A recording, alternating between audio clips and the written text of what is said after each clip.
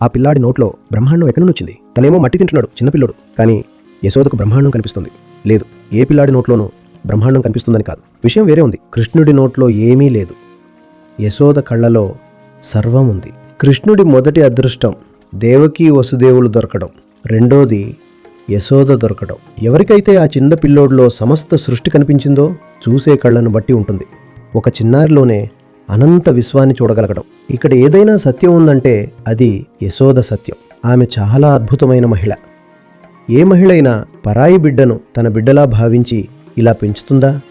యశోదకు కృష్ణుడితో ఉన్న బంధం పూర్తిగా ప్రేమతో కూడింది, మమకారం కాదు. ఇంకా కృష్ణుడు మహాభాగ్యం ఏంటంటే జీవితంలోకి వచ్చిన ఆ మొదటి ఇద్దరు తల్లులు కూడా చాలా గొప్పవారు. యశోద ఏ బలవంతంతోనూ కృష్ణుని పెంచట్లేదు. తనకి పిల్లలు లేరు కదా అని కృష్ణుని అడాప్ట్ చేసుకోవాల్సిన అవసరం తనకి లేదు.